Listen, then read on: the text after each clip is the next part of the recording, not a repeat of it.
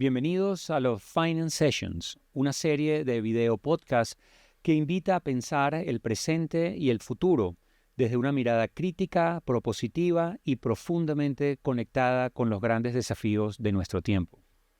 Aquí creamos espacios de conversación abiertas, donde el rigor académico se encuentra con la experiencia de quienes lideran transformaciones reales en el sector privado, el sector público y la sociedad civil en Colombia y en Latinoamérica. En cada episodio exploraremos temas financieros desde una perspectiva de liderazgo, análisis y acción gerencial, con el propósito de nutrir una visión informada, ética y actualizada. Una visión que inspire decisiones estratégicas basadas en datos y que fortalezca a toda nuestra comunidad. Esto es Finance Sessions, donde las ideas toman forma, las preguntas abren camino y la conversación impulsa las mejores decisiones. Bienvenidos a este Finance Sessions, un espacio creado desde el portafolio de finanzas de la Facultad de Administración de la Universidad de los Andes, para abrir conversaciones relevantes y críticas sobre los grandes desafíos de nuestro tiempo. Hoy hablaremos con Carlos Londoño sobre el mercado financiero colombiano y las oportunidades de Value Investing. Queremos entender qué significa esto para las limitaciones del mercado financiero colombiano, incluyendo la concentración excesiva en renta fija y la falta de opciones en renta variable, así como las alternativas de inversión como los ETF y la gestión de portafolios. Carlos Londoño Tobón es un profesional con amplia experiencia en el mercado de capitales, gestión de activos e inversión. Él es MBA e ingeniero de sistemas y computación de la Universidad de los Andes y ha trabajado tanto en activos tradicionales como en alternativos. Cuenta con una trayectoria en la estructuración y gestión de fondos. Ha trabajado en entidades destacadas como en estrategias corporativas, corredores de vivienda, Alianza Fiduciaria, K-Plus Capital, CL Capital, gestionando portafolios de gran escala. Ha participado en administración de fondos de capital privado, en sectores como infraestructura, inmobiliario, energía y private equity, y en transacciones relevantes de M&As y mercado de capitales, incluyendo, además, emisiones de acciones y bonos. Además, ha desempeñado roles de gobierno corporativo y gestión de riesgos, siendo miembro independiente de comités y juntas directivas, lo que aporta a su perfil una visión estratégica y directiva. Gracias, Carlos, por aceptar nuestra invitación. Gusto, Maximiliano, es un gusto estar aquí. Bueno, Carlos, comencemos con ¿cómo ves las oportunidades de inversión a través de fondos en Colombia? Como lo mencionaste hace unos minutos, Maximiliano, yo veo también una gran concentración de las alternativas de inversión que están a disposición de los colombianos, una gran concentración en vehículos de renta fija. Los vehículos de inversión que están al alcance de los colombianos son principalmente los fondos de inversión colectiva y los fondos de pensiones voluntarias. Esos son como los dos tipos de vehículos a través de los cuales la gente puede invertir en productos con cierto nivel de diversificación. Lo que se ve en el mercado es que una gran parte, una inmensa mayoría de los activos bajo administración, pero también el número de vehículos disponibles son vehículos que invierten en renta fija.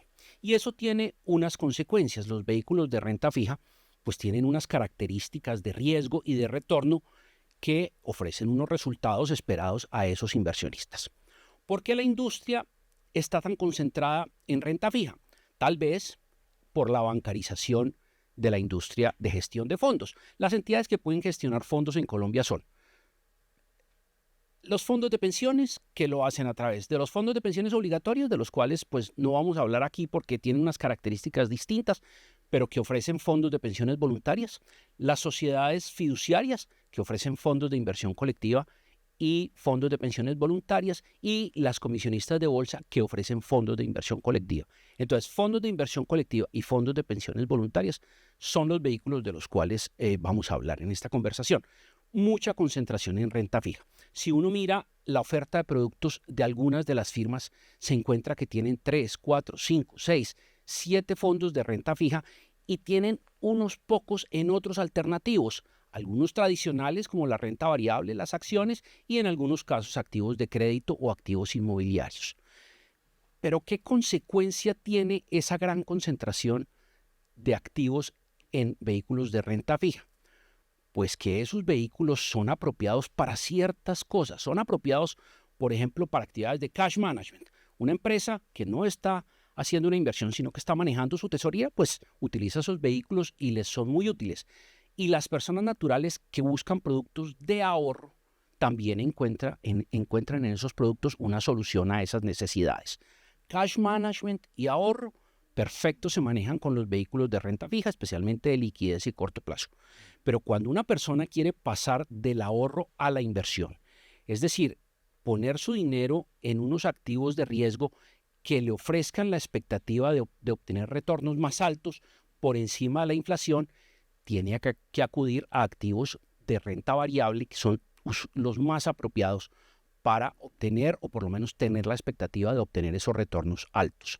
Hay un artículo muy interesante escrito por Terry Smith, que es el gestor de un fondo inglés muy importante que invierte en acciones, que se llama La ventaja única de las inversiones en acciones, y demuestra allí que el activo por excelencia para obtener retornos altos en el largo plazo son las acciones. Y yendo al mercado colombiano, cuando uno mira la oferta de productos de renta variable, de acciones en Colombia, se encuentra con una oferta que no solo es limitada, sino que tiene algunas características en su gestión y en su estructura de comisiones que los hacen unos productos que resultan poco atractivos para esos inversionistas colombianos. Ya. Y bueno, de esas alternativas, aunque limitadas en el mercado de renta variable, ¿qué rol juegan, por ejemplo, la posibilidad de invertir en ETF o otro tipo de fondos acá en el contexto colombiano? Claro, entonces, cuando uno mira a través de qué vehículos pueden invertir los colombianos, entonces los colombianos pueden invertir, como mencioné hace unos minutos, en fondos de inversión colectiva o en fondos de pensiones voluntarias, o pueden hacer inversiones directas, ¿no? Entonces, las inversiones directas son o comprando directamente acciones locales o internacionales o comprando ETFs, que los ETFs no son otra cosa que fondos de inversión cuyas unidades se transan en el mercado, es decir, yo puedo comprarlas o venderlas en cualquier momento. Pero en ese segundo aspecto se requiere que el inversionista tome unas decisiones de inversión que no necesariamente es lo que el inversionista debe hacer o quiere hacer, porque no tiene el tiempo, porque no tiene el conocimiento, porque no tiene una metodología. Entonces acude a los productos que son gestionados en Colombia. Y en esos productos se encuentra lo siguiente. Existe un buen número de fondos de inversión colectiva y de pensiones voluntarias que ofrecen exposición a las acciones colombianas. Yo hice una revisión y me encontré 16 alternativas, 8 fondos de inversión colectiva, 8 fondos de pensiones voluntarias que invierten en acciones colombianas.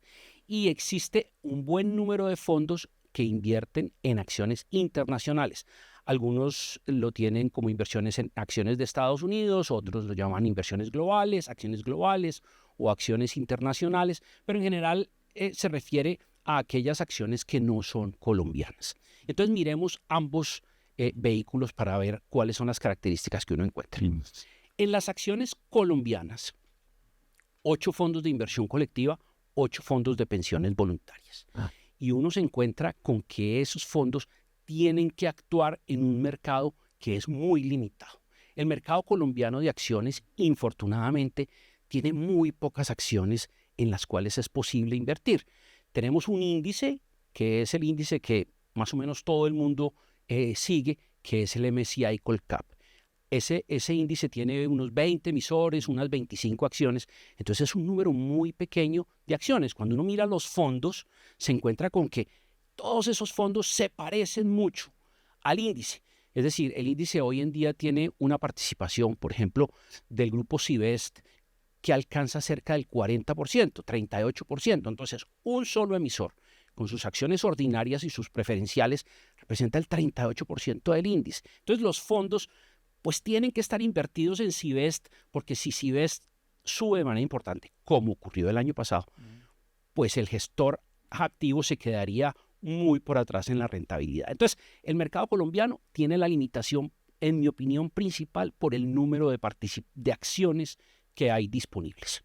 Y el índice tiene unos problemas que yo encuentro, y es que por alguna razón MSCI no publica una ficha técnica que le muestre al mercado exactamente cuál fue el retorno de ese mercado. El año pasado, el índice MSCI Colcap tuvo una rentabilidad, según una fuente que creo que es confiable, cercana al 61%. 61% en un año. Una rentabilidad extraordinaria. Cuando uno va y mira los fondos de inversión colectiva y los fondos de pensiones que invierten en acciones colombianas, se encuentra que casi todos ellos tuvieron una rentabilidad por debajo de la del índice. Eso no es un pecado. Es decir, ganarle al índice todos los años no es absolutamente indispensable y a veces es muy difícil cuando la rentabilidad del índice es tan alta como fue la del año pasado y acciones como Sivest tuvieron un desempeño tan alto, pues el que no estaba invertido fuerte en Sivest claramente se quedó por fuera. Entonces ahí tenemos el primer elemento, un mercado que no tiene suficientes emisores para que los inversionistas y los gestores puedan conformar portafolios que no se parezcan entre ellos, que sean distintos. Entonces uno termina encontrándose unos fondos de inversión colectiva y unos fondos de pensiones voluntarias que se parecen mucho al índice, pero que tienen unas comisiones altas. Entonces, el retorno después de la comisión y los gastos, pues resulta ser en la mayoría de los casos inferior al índice. De nuevo, eso en un año no es un problema serio, porque eso le puede pasar a cualquier gestor. Pero cuando ya uno mira 3 años, 5 años o si se va a más años y eso ocurre, pues es un fondo que realmente no está logrando su propósito, que es obtener un retorno superior al del mercado. Para eso hace una gestión activa. Por el lado de los activos internacionales, lo que yo logro ver en los fondos de inversión y de fondos de pensiones voluntarias es que se han limitado a comprar unos ETFs como portafolio de inversión de esos vehículos. Entonces imagínense lo siguiente, Maximiliano. Yo tengo un fondo que invierte en acciones internacionales. Soy una sociedad de estas administradoras y en el fondo lo que hago es que me compro un ETF del MSCI World, que es un ETF ampliamente conocido, ampliamente diversificado, que cubre las acciones de los países desarrollados del mundo. Pero le pongo una comisión tan alta como si estuviera haciendo una gestión activa. Entonces, al final del día, el fondo no tiene la posibilidad de ofrecerles a los inversionistas un retorno adecuado porque está haciendo una gestión que se limita a comprar 1, 2 o 3 ETFs, pero con una comisión que es la que debería tener un fondo que se gestione activamente. Como el ETF va a rentar lo que renta el mercado, pues al inversionista neto le llega una rentabilidad que es menor a la que obtiene el mercado. Entonces tenemos dos limitaciones grandes. Limitaciones en el mercado accionario colombiano por el poco número de emisores que hay y en el mercado internacional porque las sociedades administradoras no han tomado la decisión de hacer una gestión activa. O si reconocen que no quieren hacer una gestión activa, sino que quieren hacer una gestión activa porque no le han puesto comisiones a esos fondos que tengan comisiones que sean apropiadas para fondos de gestión pasiva. Entonces, el resumen es que las alternativas de inversión, en mi opinión, en renta variable a través de los vehículos de inversión colectiva en Colombia es muy limitada y es susceptible de mejorarse mucho. Claro, y justamente pensando, Carlos, en estas oportunidades, digamos, de mejora, ¿cómo podría un gerente, digamos, de portafolios que deje, digamos, de comprar solamente ETF, que es una especie de una inversión más bien pasiva, y que realmente empiece a gestionar sus fondos usando todas estas cosas que enseñamos en nuestro portafolio de finanzas? ¿Hay espacio para ese profesional? Por supuesto que debe haber espacio. Le voy a decir, Maximiliano, lo que yo creo que podría hacerse. Le hablé de limitaciones tanto en el mercado local como en el mercado internacional. Yo partiría el mercado de una manera diferente. Yo reconocería que el mercado colombiano tiene muy pocas acciones disponibles, muy pocos emisores disponibles y trataría de ampliar ese mercado con mercados de países que se parezcan a Colombia. Países emergentes, por ejemplo, según la clasificación de MSCI. ¿Cuáles son esos países? Está clarísimo. México, Colombia, Perú, Chile y Brasil.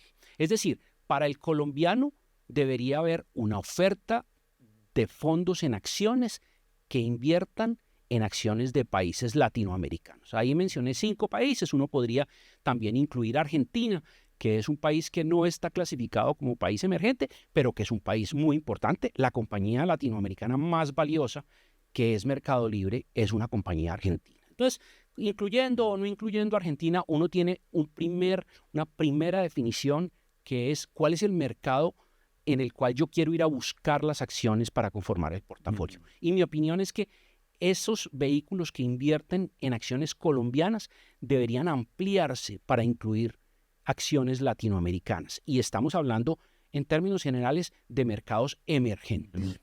Y el segundo mercado es el mercado de Estados Unidos. Nosotros tenemos una cercanía natural con Estados Unidos. Está muy cerca ir a Estados Unidos. Están en los mismos horarios de Colombia. Las compañías son ampliamente conocidas, muchas de ellas, por supuesto, por los colombianos.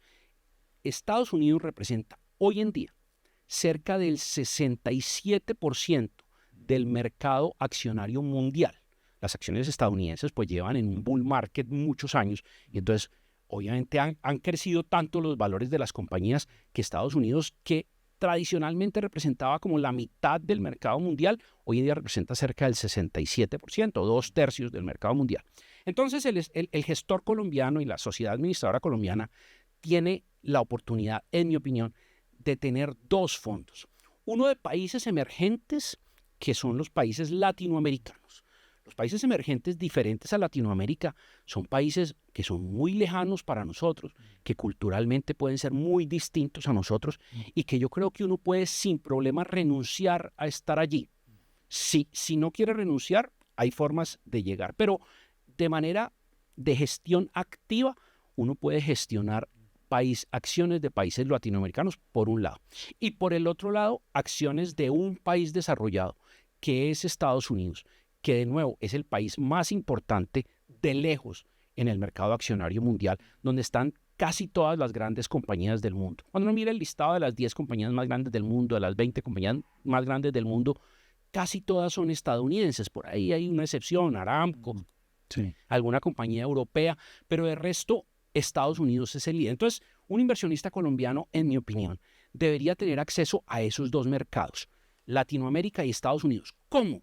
Con una gestión activa, porque las sociedades administradoras son gestores de portafolio. Entonces, las sociedades administradoras deberían intentar crear unos portafolios en esos fondos que superen a los índices apropiados.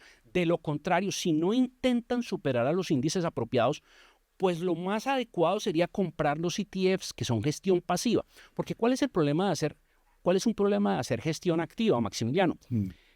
Que no está asegurado que uno obtenga un retorno superior al del índice. Y se ve que hay gestores que superan al índice por muy poco, pero se ven gestores que pierden frente al índice por mucho. Entonces, pues ahí hay un riesgo para los inversionistas, pero los gestores tienen que hacer su labor como gestores, intentar gestionar activamente los portafolios con el objetivo de superar a los índices en el largo plazo. De nuevo, que un año no lo superen como pasó con el índice MSCI Colcap es algo que perfectamente puede ocurrir, pero ya si pasan 3, 5, 7 años y uno no supera el índice después de comisiones, pues ese es un producto que no le está ofreciendo ningún valor a los inversionistas colombianos y que para ellos sería mejor ir a comprar un ETF que represente ese activo. Y si el gestor profesional o la sociedad administradora considera que es indispensable en los portafolios de los clientes tener acceso a acciones de zonas geográficas que están por fuera de esas 2 que mencioné, lo puede hacer a través de vehículos pasivos. Es decir, si yo creo que hay que estar invertido en Europa, yo puedo comprar un ETF de Europa. Lo que pasa es que un fondo que compre un ETF de Europa no debería cobrar mucho, porque esa es una labor donde no está agregando mucho valor. Tal vez le está agregando un poco de valor en la decisión de asset allocation, de cuánto debe tener, sí, pero ponerle una comisión de gestión activa a un producto que tiene un ETF no tiene mucho sentido. Claro, y de hecho Ahora inclusive hay aplicaciones, cosas que me considero bastante peligrosas, donde los inversionistas individuales pueden invertir directamente. Y digo peligrosas porque, como tú dices ahora, el poder ganarle al mercado es algo muy difícil. Inclusive para gestores profesionales, como ir al casino, inclusive el jugador de póker profesional muchas veces pierde cuando va al casino. Ahora hay mucha gente con estas aplicaciones queriendo ganarle al mercado. Por Y eso supuesto. me parece un poco peligroso, Y ¿no? ahí hay un elemento que hay que diferenciar, Maximiliano, y es Mm. qué es invertir y qué es especular. Así como hace unos minutos hablábamos de la diferencia entre ahorrar e invertir, hay una definición entre invertir y especular. Benjamin Graham, que es el padre del value investing, lo escribió en su libro famoso The Intelligent Investor, escrito en el año 1949, que una operación de inversión era aquella en la cual, después de hacer un análisis cuidadoso de los hechos, la operación ofrecía protección del capital y un retorno apropiado. Cualquier otra cosa es especulación. Entonces, cuando uno saca un celular y compra una acción directa de una compañía que ni siquiera sabe qué hace, pero que ha leído, que ha subido, que el año pasado rentó X o Y o Z, eso es una operación especulativa. Y las operaciones especulativas, pues no son ilegales. Ahí no hay nada. Especular es perfectamente posible y legal, pero las expectativas de obtener un retorno apropiado en esas operaciones especulativas, pues es muy baja. Esta gente que hace day trading y que compra acciones específicas directamente sin mayor análisis, está condenada a perder. Es muy poco probable que al final del tiempo o que en el largo plazo terminen ganando. Los day traders y los especuladores de aplicación casi siempre terminan perdiendo. Y cuando se trata de inversiones que tienen tanta importancia para una persona, por ejemplo, inversiones para complementar pensión, pues especular no es el camino adecuado. Por eso los vehículos de inversión colectiva deberían ser el camino apropiado, porque hay un gestor, hay una sociedad administradora. Ojalá ese gestor sea inversionista de ese vehículo de inversión. Ojalá él tenga parte de su patrimonio puesto allí para que tenga también un impacto los resultados de ese fondo y no lo lleve a hacer operaciones especulativas, porque el resultado bueno le conviene, pero el resultado malo no lo afecta. Entonces hay que tener mucho cuidado con las aplicaciones y con decidir tratar de ser un inversionista directo, porque en la mayoría de los casos puede uno terminar haciendo operaciones especulativas. Claro, así es. Oye, ya que pusiste el tema del value investing, Carlos, porque ahorita se habla con la inteligencia artificial, por ejemplo, de algorithm trading, que simplemente veo la evolución de los precios de la acción y no importa si esos son precios o son átomos, o es decir, son sistemas muy sofisticados desde el punto de vista matemático, etcétera, que, repito, ni siquiera interesa cuál es el objeto que estoy observando, puede ser o el precio de una acción o puede ser un átomo, pero ¿qué es value investing entonces? Porque el value investing sí tengo que conocer la empresa, sí tengo que conocer de dónde están generando valor. Háblanos un poquito del value investing y su potencial aplicación en el mercado colombiano. Claro, Maximiliano. Yo mencioné hace unos minutos que las sociedades administradoras deberían tener un fondo de inversión que invierta en acciones latinoamericanas, un fondo de inversión que invierta en acciones estadounidenses y que deben hacer una gestión activa. Para hacer una gestión pasiva, pues es comprar un ETF y no hay que hacer mucho más, y si la comisión es cercana a cero, perfecto. Pero si la sociedad administradora quiere hacer gestión activa, pues tiene que definir una metodología bajo la cual va a hacer esa inversión. No tiene mucho sentido lanzarse a gestionar un fondo sin tener claro cuál es la metodología. Y puede haber varias metodologías, pero la metodología de la cual vinimos a hablar a esta conversación es el value investing. El value investing nace con Benjamin Graham.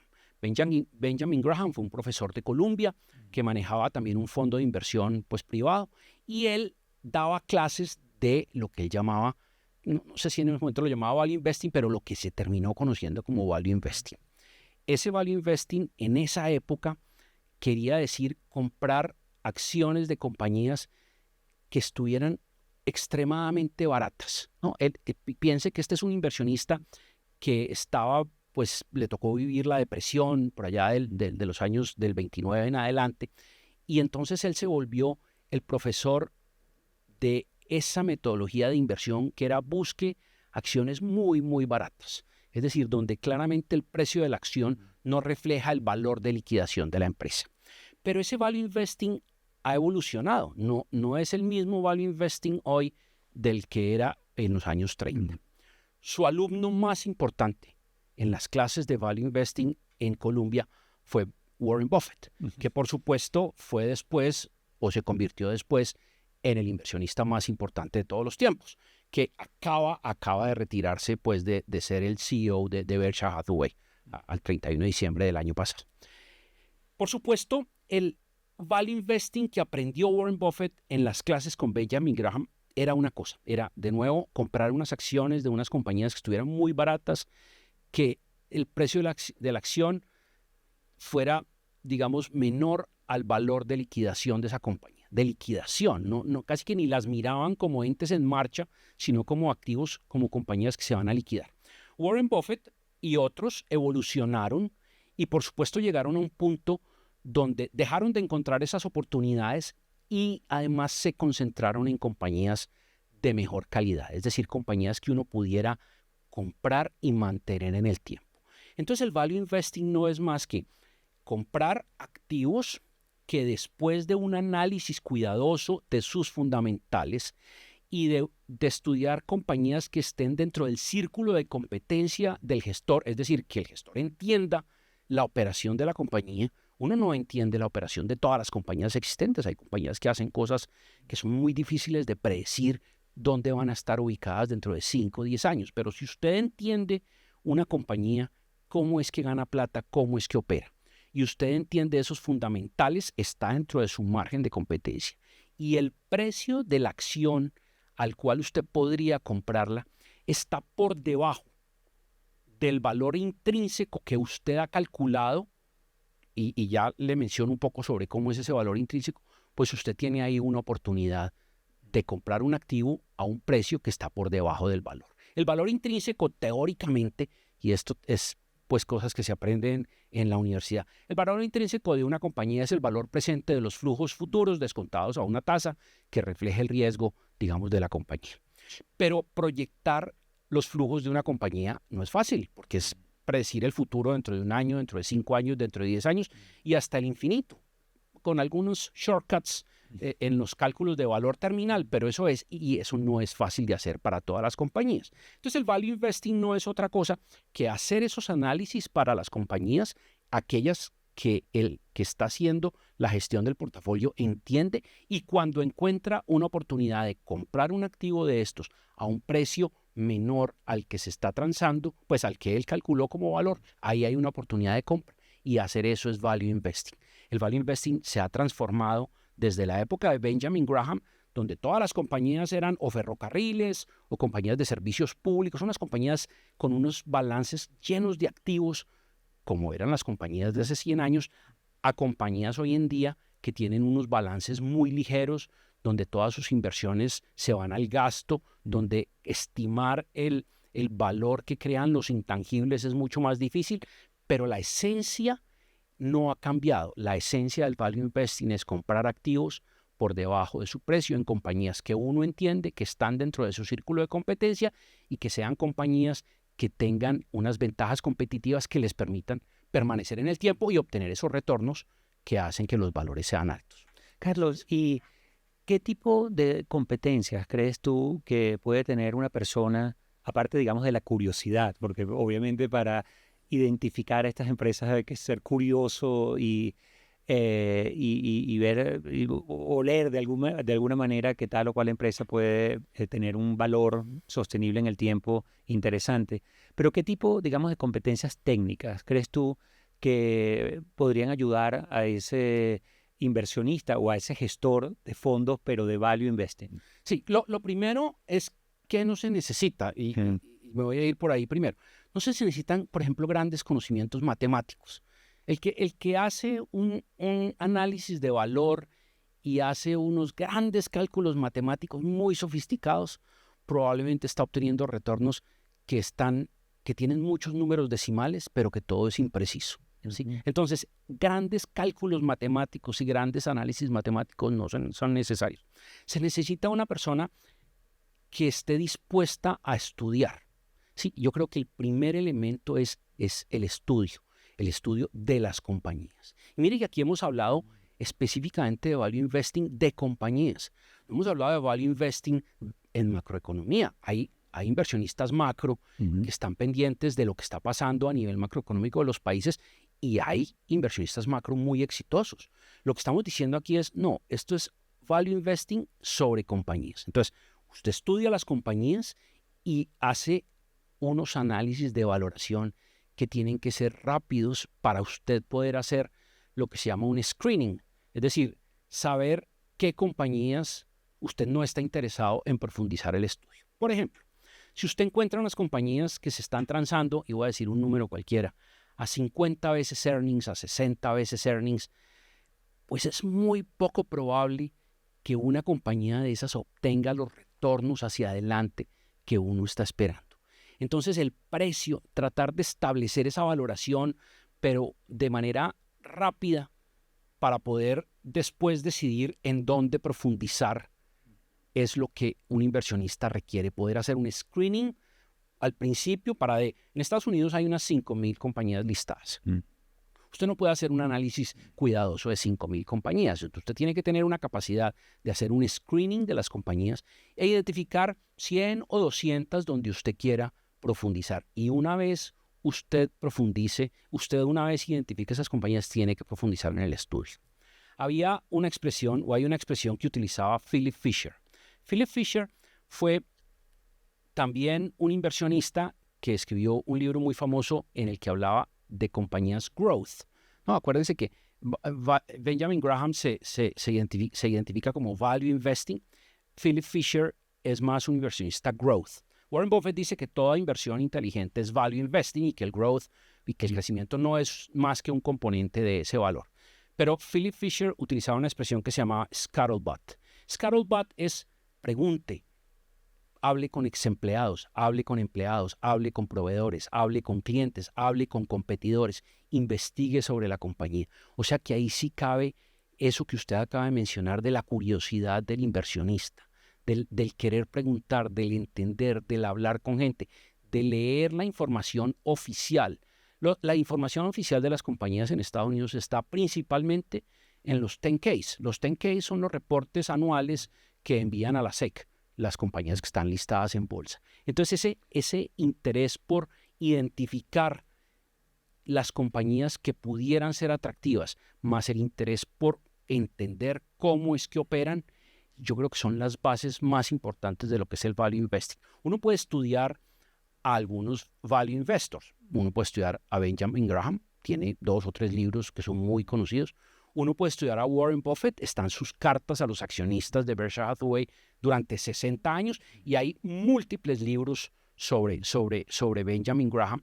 Y hay otros autores. Yo, por ejemplo, considero que el mejor libro de value investing que hay es el de Bruce Greenwald, que es un libro que trae el value investing un poco a la modernidad, ¿no? Porque es que leer a Graham es complejo porque le hablan a uno todo el tiempo de ferrocarriles. Uno dice, por Dios, pues ¿quién invierte en ferrocarriles hoy en día?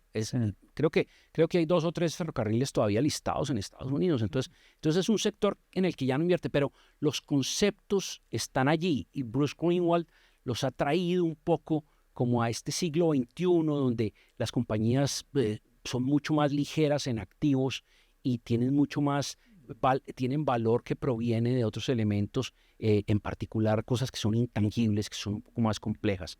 Yo lo que creo es que hay que tener, para resumir, digamos, la respuesta a la pregunta que me hace Maximiliano, hay que tener esa curiosidad natural por investigar, pero hay que tener una obsesión por comprar compañías que se estén transando por debajo de su valor. O sea, esa capacidad de estimar el valor de la compañía y luego identificar dónde el precio está sustancialmente por debajo, de manera que ofrezca, y este es el concepto central del value investing, ofrezca margen de seguridad. Sí, si uno se pusiese o tratase de definir el concepto más importante dentro de las inversiones, y esto no lo digo yo, esto lo dice Warren Buffett, es el concepto de margen de seguridad. Es decir, usted calcular el valor de una compañía de manera exacta es virtualmente imposible. Entonces usted tiene unas aproximaciones al valor, unos rangos del valor, pero cuando el precio está sustancialmente por debajo, usted tiene margen de seguridad. Entonces usted se puede equivocar un poco en el cálculo del valor. Los resultados hacia adelante pueden ser inferiores a lo que usted estimó que podían ser, pero el margen de seguridad le protegen el capital que usted invirtió. Entonces eso es lo que es el value investing, en mi opinión, Maximiliano. Bueno, muy, muy interesante, Carlos. Creo que aquí podríamos quedarnos horas y horas conversando del value investing. Entonces, bueno, gracias a Carlos por esta conversación. Nos da un contexto de las limitaciones del mercado financiero colombiano, incluyendo lo que comentabas, la excesiva concentración de renta fija y falta de opciones en renta variable. Y quizás lo más importante es estas alternativas de inversión como el value investing y el llamado a ser curiosos en estos temas financieros y, por supuesto, perseguir ese valor de forma sostenible. Muchas gracias, Carlos. Con todo gusto, Maximiliano. Ha sido un gusto estar aquí. Gracias.